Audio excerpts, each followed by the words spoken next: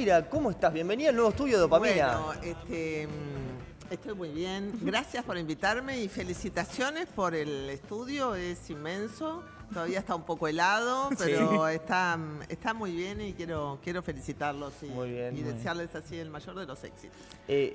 Viste que en un semestre ya de Frente Amplio la economía se descongeló, se calentó, ya invertimos en un estudio, ¿no? Increíble. Exacto. Esto es muestra del dinamismo económico Sí, que esperamos absolutamente. caracterice al país en los próximos 5 años. Y bueno, y también muestra de nuevos emprendimientos en el campo de las comunicaciones que siempre son muy bienvenidos, nuevos y alternativos canales de comunicación y son muy necesarios además en la cuestión política, en la cuestión cultural, bueno, ni que hablar, pero en la política muy especialmente. Sí, porque si no todo como que se concentra en Estamos siempre los estamos mismos hablando apellidos, de ¿no? que se copian las noticias. De que También. todos hagan El lo mismo.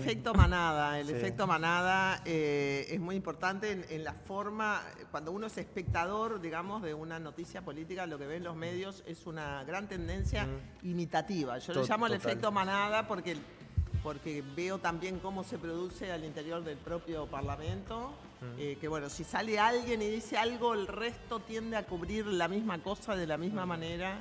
Y me parece que eso sí le saca diversidad y parece que construye una agenda cuando la agenda tiene 50.000 cosas importantes que es necesario jerarquizar saliéndose Sí. del efecto manada. Vamos a lo declarativo. Bueno, en el otro día que Marcos no estaba, pero estábamos hablando con el politólogo Brian Machlin de que él lleva a sus alumnos a ver las sesiones del Senado y lo que le llama la atención a los alumnos es que están todos con el celular mirándose y cuando les toca ya saben lo que decir para buscar el titular, para buscar el video y que un poco terminamos todos siendo víctimas de seguir ese juego. ¿Vos qué lo ves? No, bueno, ¿Te parece creo que hay es un gente poco así? Hay gente que se toma muy en serio la labor parlamentaria.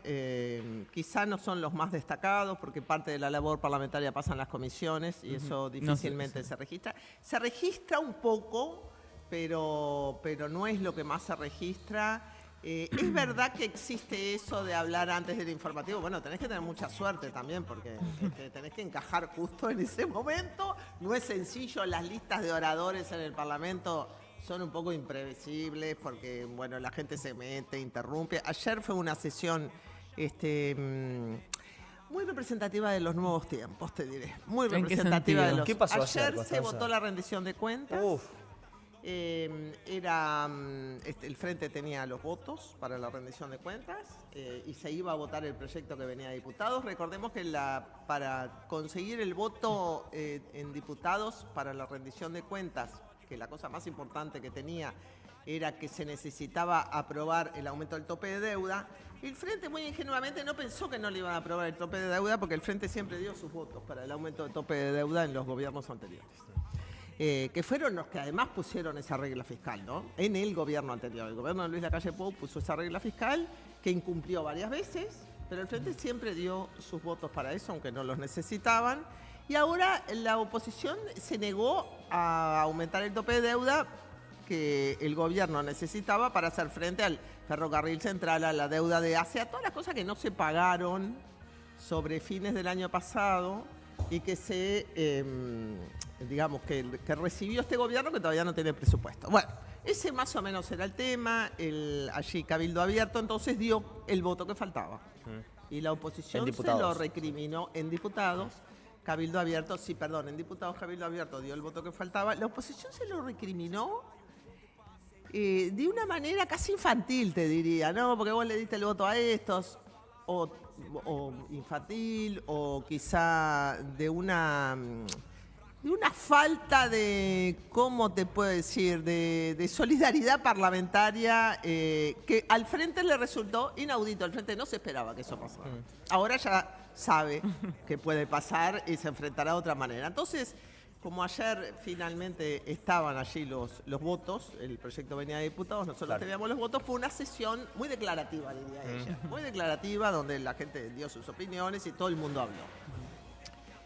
Pero los niveles de beligerancia interpersonal, no quiero nombrar quién es, llegaban casi al insulto. estaban ahí en el borde. De hecho, la propia vicepresidenta de la República, Carolina Cose, tuvo que tocar el timbre y pedir ¿Te parece que está yendo en aumento la beligerancia en estos años cada vez más? Es como un se juego. empie- Yo, se tal empiezan como lo a- veo, es como un juego. Pero es un juego de violencia, no deja de ser un juego. Hay tantos juegos de violencia en la sociedad que, bueno, es lógico que lleguen al Parlamento. Es un juego de violencia.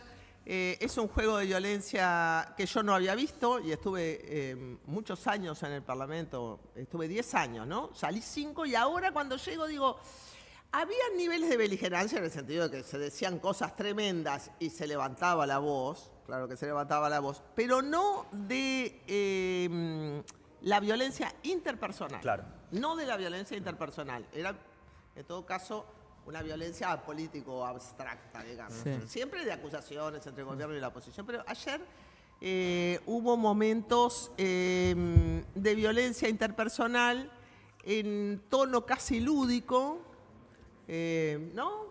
De Yo debate te sí, como de toco, burla. vos me tocás, de burla, de ironía. de debates ideológicos ni hablemos, ¿no? Había un gran debate ideológico. Ah, Lo que pasa ok. es que el debate ideológico se camufla. Está claro, está El debate camuflado ideológico- en chicanas personales. Se camufla justamente quienes van a la violencia interpersonal, lo que tratan es de desviar el centro de la cosa. Por eso es un divertimento. Claro. Porque te saca del camino, te saca de la fundamentación seria, te saca, te corren siempre para el costado, siempre para el costado. Entonces, eso tergiversa el fondo de la conversación. Yo te diría que no precisás ser Sócrates y estar en el ágora para decir, así no se habla, Claro. Sí. así no se dialoga. Bueno, ¿y no te parece que en esto que veníamos de que la prensa va atrás de esas cosas, es como una estrategia de que algo le llegue a una población que ya poco le interesa la política? Es como, bueno, capaz que si la picanteo, Bueno, a logro mí que algo de lo que se dijo acá le llegue al desinteresado. El efecto sangre de la prensa es algo que vengo discutiendo hace 27 millones de años y no consigo que ningún periodista me lleve el apunte. El Porque efecto sangre, contame, el efecto a mí me sangre, interesa. una vez me acuerdo que hice algo para APU, estaba el efecto manada, el efecto sangre, y yo ni siquiera estaba en política en esa época. El efecto sangre es así. Yo siempre contaba una pequeña anécdota. Se estaba discutiendo un proyecto de ley, Sergio Abreu lo había presentado, sobre donación de órganos. Es muy importante la donación de órganos. Cualquiera que mire una serie médica de esas que son tan populares sabrá que si hay algo que faltan son órganos para trasplante y hay mucha gente que precisa trasplantes. Entonces, como la gente no dona sus órganos y vos prácticamente le estaba preguntando a alguien que se va a operar, ¿usted donaría los órganos? No era muy feliz la idea. Se aprobó la donación tácita de órganos. Quiere decir que si vos no decís que no, Es que luego de muerto, ahí va. Luego de Era- muerto no. Luego de muerto. Antes de muerto. Antes de muerto, sí, antes de muerto, cuando tenés muerte cerebral, yo qué sé, tus órganos. Claro, como que tenés que hacer pasan el a trámite ser- para no donar en tenés lugar que de hacer hacerlo el para trámite donar. para no donar. Exacto. Exacto. Por eso se llama la donación tácita. Es un tema enormemente importante. La prensa no rescató nada de esa discusión, ni del proyecto, ni nada. En aquel momento, estoy hablando hace 15 años. Pero sí rescató que Larrañaga le había dicho a no sé quién, todo del mismo partido, ¿no? Le había hablado mal y le había dicho vos, no sé qué, porque había habido alguna elección anterior. Eso sí salió, no en un canal, salió en todos los canales, salió en toda la prensa. Ese altercado, mínimamente violento, porque fue una cosa entre ellos, y no salió nada del proyecto de donación. Entonces, tácita de órganos. Lo que te digo es que el efecto sangre, a mí me ha pasado haciendo campaña, que vos decís, me gustaría que yo quiero hacer tales y cuales propuestas de género, educación. Sí, pero nosotros queremos hablar de lo que dijo fulanita sobre vos. ¿Vos qué decís de lo...? No, pero yo no quiero hablar de lo que dijo fulanita, suponete que me insultó. No quiero hablar de lo que dijo fulanita. Entonces, Entonces para no vos no hay hablamos de prensa. nada. Claro. Ahí va. Sobre lo que contabas del episodio de Larrañaga y la votación de los órganos, es paradójico porque hoy en día, tanto te escuché a vos como a Valdomir decir, hoy falta un Larrañaga. Sí, hoy falta una rañaga, sí. Pero- Hoy falta una rañaga. es Bueno, verdad. lo del diálogo social en ese ayer sentido, también. ¿Vos claro. qué trajiste? Bueno, claro. Bueno, yo- la rañaga hubiera entrado al diálogo. No sé cómo estaría la rañaga hoy si viviera, pero si había algo que la rañaga... el primer Larrañaga, digamos, trabajó mucho, fue por los acuerdos multipartidarios. Claro. De hecho, se hicieron 4 en ese periodo, el de la energía, Educación el de la también. seguridad, el de la educación y algún otro más. Algunos funcionaron y otros más o menos, pero te quería un poco preguntar sobre eso, porque uno cuando te entrevista, Constanza, tiene como esa tentación a saber que sos una dirigente política, pero además, como sos politóloga, como esa tentación a hacerte preguntas un poco más macro, más objetivizantes de la política. Pero bueno, mi pregunta es la siguiente. Si yo hace un año te decía que los sectores más dialogantes de la oposición iban a ser Manini Ríos y Bordaberry, ¿qué me respondías? Efectivamente, mira, Marcos, has dado en el clavo, porque he reflexionado mucho sobre eso y digo, politólogos atentos, hay algo que no están viendo, hay algo que no están viendo, porque yo politológicamente, si hubiera razonado por las líneas de contigüidad ideológica o de familiaridad política, nunca hubiera pensado que quizá podía haber pensado de Bordaberry, el nuevo Bordaberry, porque viste que la vida de una persona tiene muchas partes. Sí.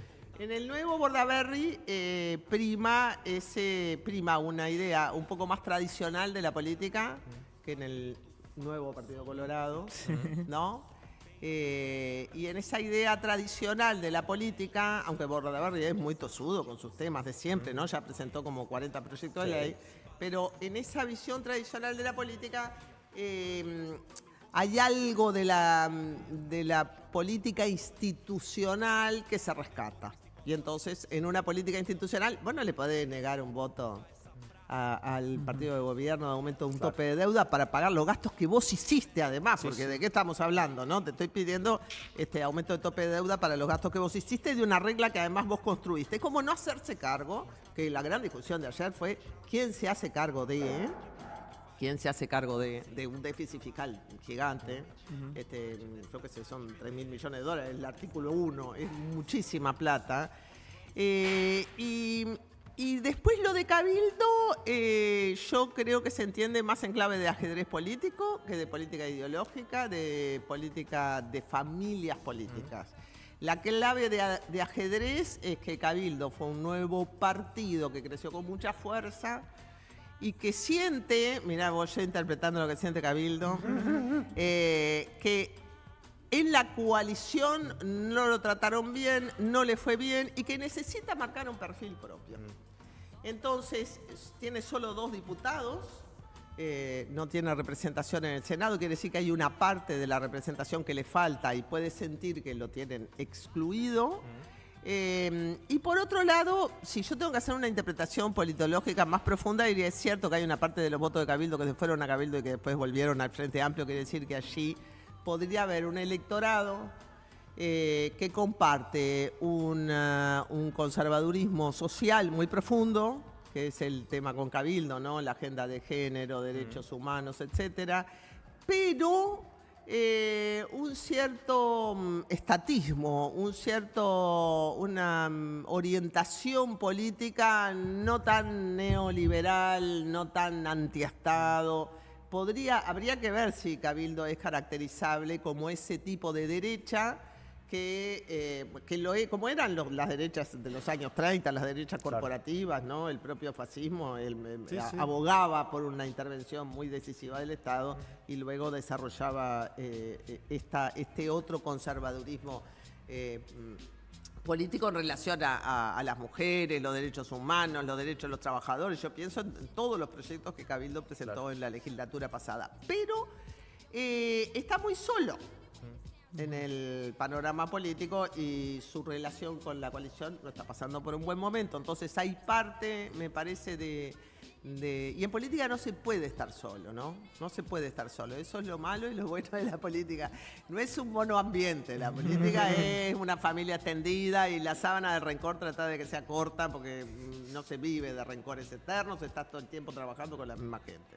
Entonces, me parece que allí la posición de Cabildo es nueva porque es nuevo el mapa político que se presenta. La posición de Bordaberry no es nueva, tal vez es el nuevo Larrañaga, Bordaberry, ¿no? Porque Bordaberry también era amigo de los acuerdos multipartidarios.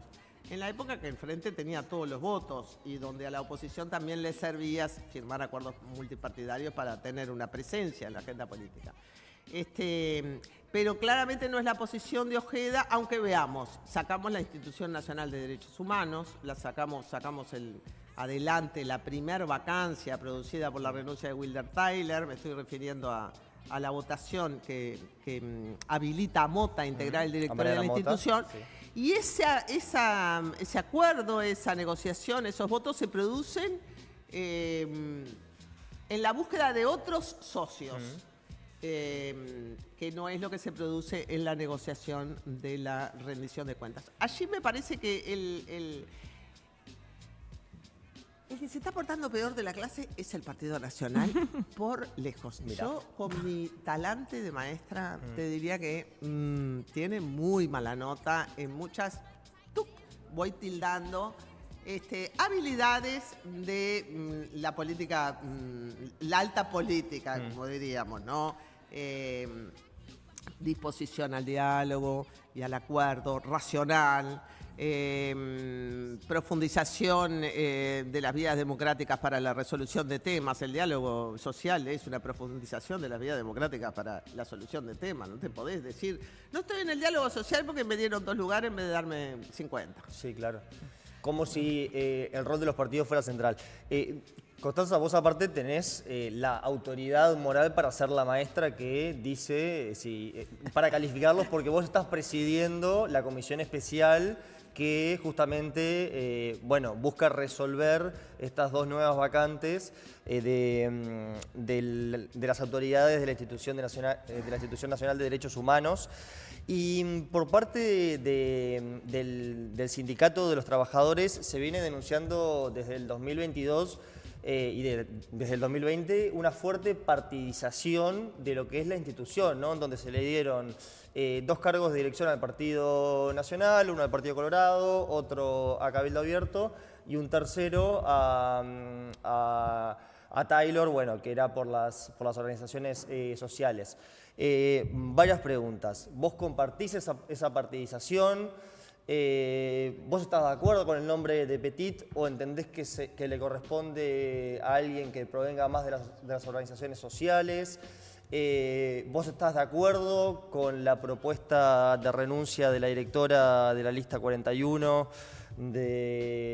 que trabajaba con Penades, que tiene una denuncia por acoso? O sea, está todo muy caldeado en el instituto. ¿Cómo venís gestionando vos eso y cuál es tu vínculo ahí con las denuncias del sindicato? Bueno, primero quiero decirle a todo el mundo que nosotros tenemos una comisión bicameral que presuntamente era para estudiar el tema de la nueva composición del directorio de la institución, que se va a producir en el 2027, y terminamos con una agenda de temas enorme, muy gigante, que tiene que ver con todos los errores que se cometieron en el nombramiento del directorio anterior. Se hizo todo lo que la ley se hizo dentro de la ley, pero la ley tiene un espíritu, claro, ¿no? La ley que creó la Institución Nacional de Derechos Humanos tiene un espíritu. Ese espíritu se violó de muchas y diversas maneras. Y lo que sucedió es que se tergiversó tanto el funcionamiento de la comisión que hoy tenemos 2 renuncias de directores, una denuncia de acoso laboral contra la presidenta, quien ejerce en forma interina la presidencia, una denuncia de la Asociación de Funcionarios de la Institución Nacional de Derechos Humanos, que elevada a las máximas autoridades podría hacer que la institución bajara en su categoría, de acuerdo a los principios de París, que son los que rigen estas instituciones. Que hoy está en categoría A, ¿no? Hoy está en categoría A y corre el riesgo de que baje a categoría B por la partidización. Lo que ellos denuncian es la partidización de la elección y la denuncia de acoso laboral. Que la denuncia, perdón, ahí encontré, es contra Carmen Rodríguez. Contra Carmen Rodríguez, la actual directora de la institución. Entonces, ¿qué tengo que decir de estas cosas? Que la elección fue partidizada, lo fue absolutamente. No hay duda de que la elección fue partidizada. Yo creo que se malinterpretó y ese es el error más grave que se cometió y todos los errores siguientes son hijos de ese error, que la institución de derechos humanos era un lugar más como la CARU, como la Corte Electoral, Claro. ¿no? Es decir, un 3 y 2.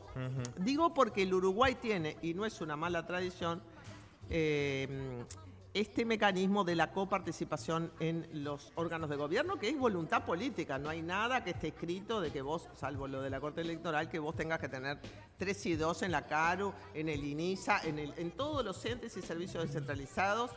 Vos tenés, en los entes autónomos y servicios descentralizados, vos tenés un esquema de coparticipación que viene del colegiado, digamos. Es una tradición. ¿Eso que no viene... está escrito? No, no está escrito. Mirá, bueno, mira Que bien, tengan qué que bien ser nosotros. de la oposición y del gobierno, no, para Qué nada. bien. Eso es una cosa que se hace si querés, y si no querés, no se hace. Tengo más preguntas, Marcos. Vos no Bueno, tenés que ir a una entonces entrevista. creo que No, no, igual termino sí, con sí. esto. No, no, igual Se todo interpretó que la Eso es institución, importante, sí. que justamente se creó como dependiente del Parlamento para ser independiente del gobierno, porque una de las cosas que hace la institución es criticar al Estado y al gobierno en todo lo que es violencia institucional. Claro. La institución hizo denuncias al comportamiento policial, hizo denuncias acá y allá, al INAU, al INISA. No es solamente una institución por la búsqueda de la verdad Sí, sí. en relación a los desaparecidos, sino que tiene ese poder de juzgar y de juzgar también las leyes uruguayas Claro. que atentan, porque una mayoría momentánea te puede votar una ley que violenta todos los derechos humanos de este país. Bueno, Sí, por entonces, supuesto. yo creo que se asimiló a un organismo más, y eso habla de la desidia que tuvo el gobierno anterior en relación a este tema y a esta institución. ¿Entendés? No importa, hagamos un reparto. Total, tenemos los votos. Claro. Pero eso es violar el principio fundamental de la ley que crea la institución de derechos humanos. Y luego, el tema del acoso laboral, hay un proceso dentro de la institución por acoso laboral que siguió toda una línea, ¿no? Allí, por supuesto, que la oposición, algún diputado blanco y alguna senadora blanca dijeron, bueno, pero ese proceso no está ajustado a derecho porque la denunciada Carmen Rodríguez no tuvo la oportunidad de defenderse. Bueno, pero lo cierto es que la propia institución votó a favor de esa denuncia. Claro.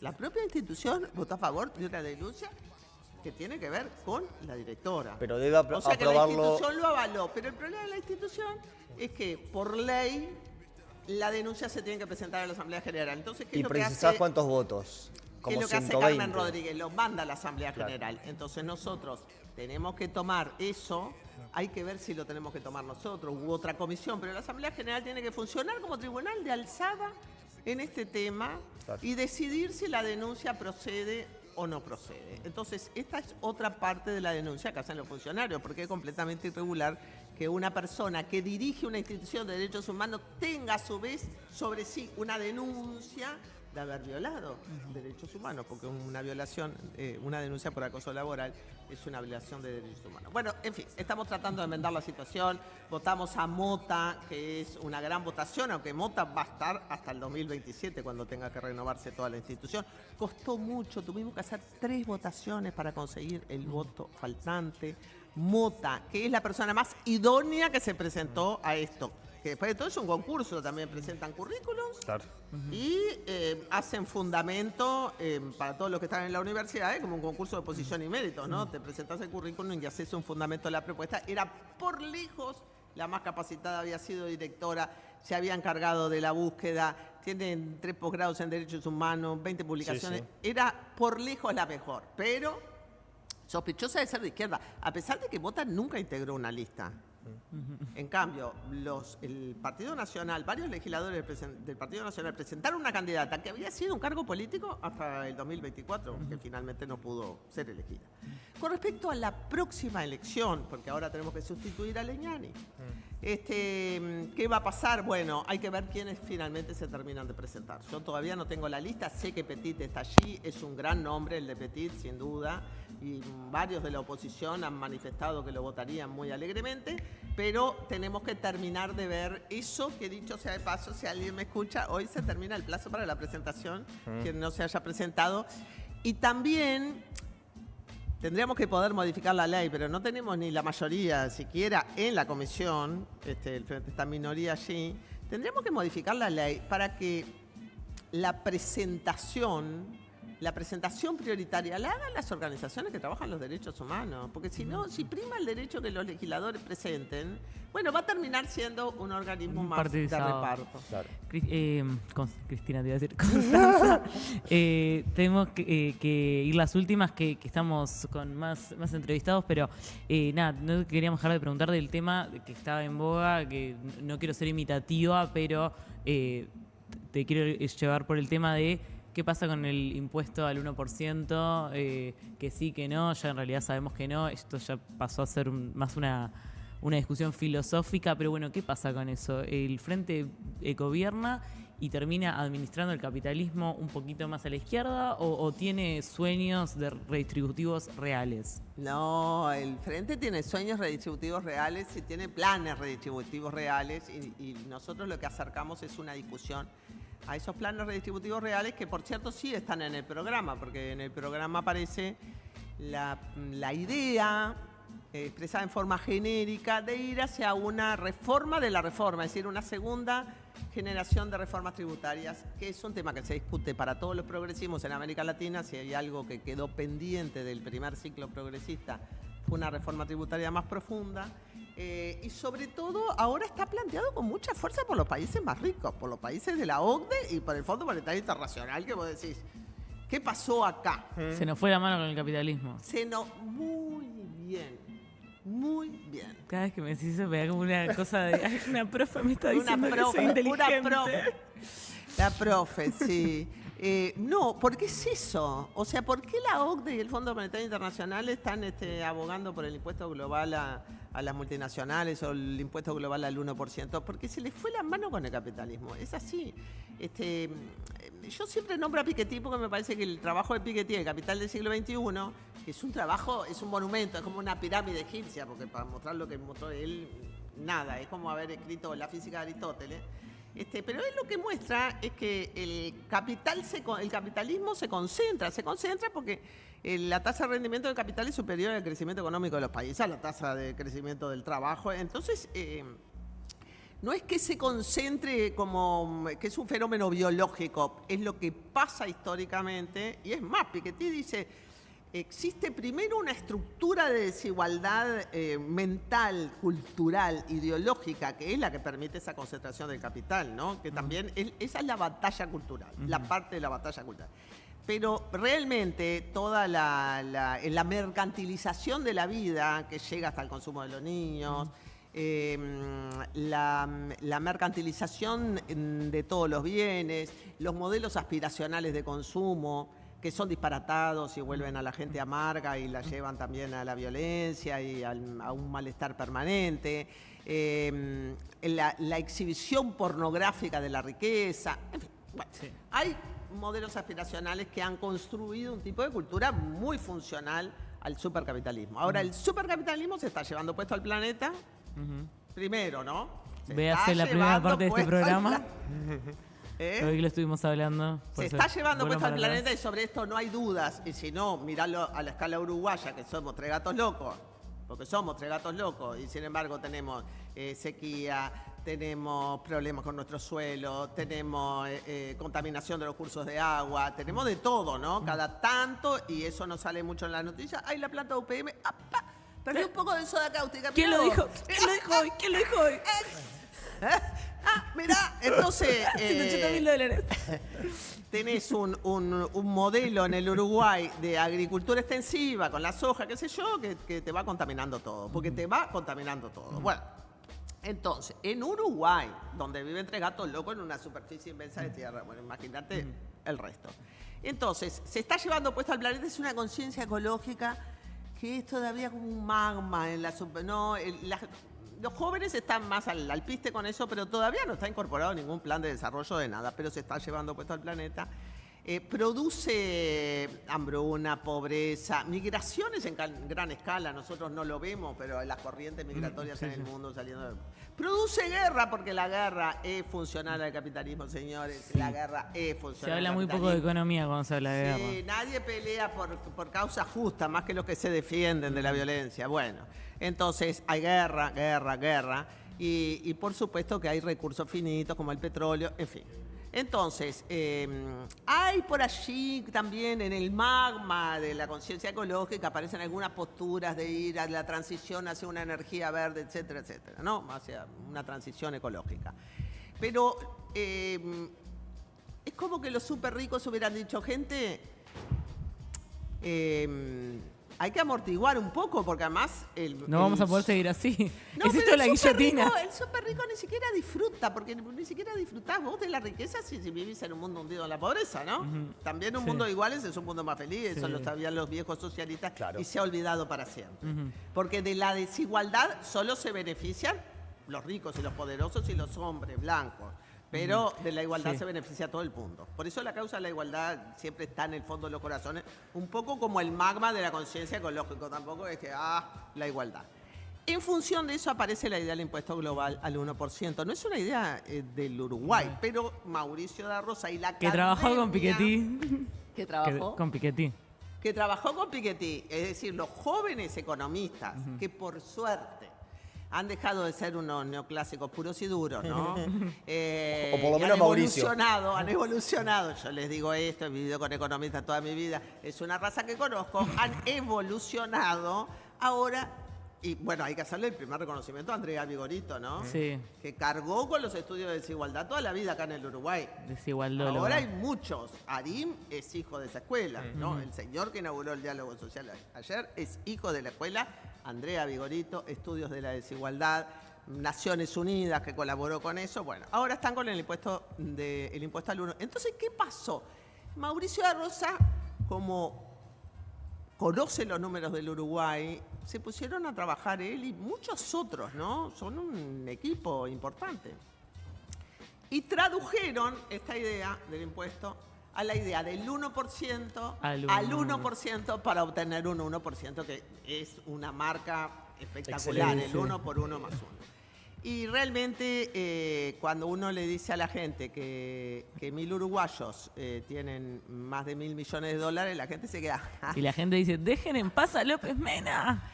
Claro, López Mena hace el razonamiento de cualquier empresario, que es parte de la ideología Claro, dominante. pero, cualquier... Es decir, es mejor que yo invierta 100 millones de dólares. Él ya pensó que le iban a sacar 100 millones de dólares. Quiere decir que la fortuna de López Mena Mucho más. es equivalente a que eso es el 1% de su fortuna. Pero él dice, me van a sacar 100 millones de dólares, ¿para qué? Si yo esos 100 millones de dólares puedo crear empleo.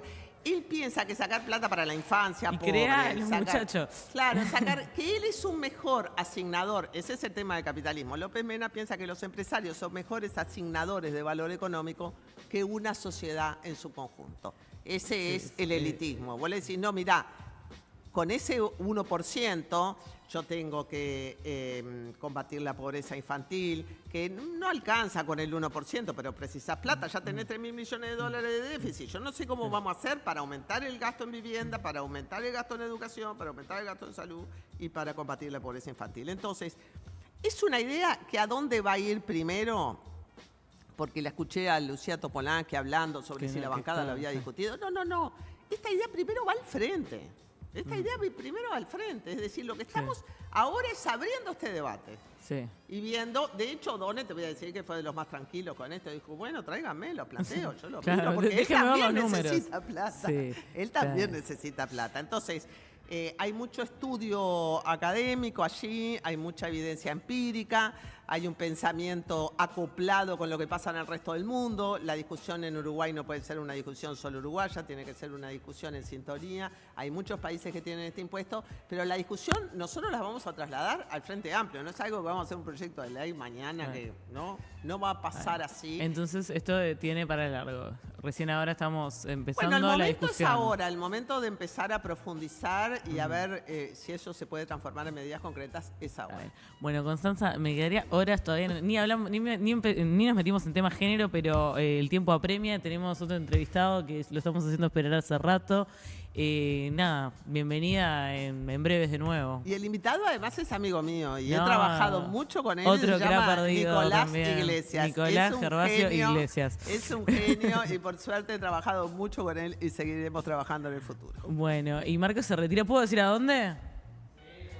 A ser entrevistado por Fantino. La dejo por ahí, Sin palabras. Sin palabras.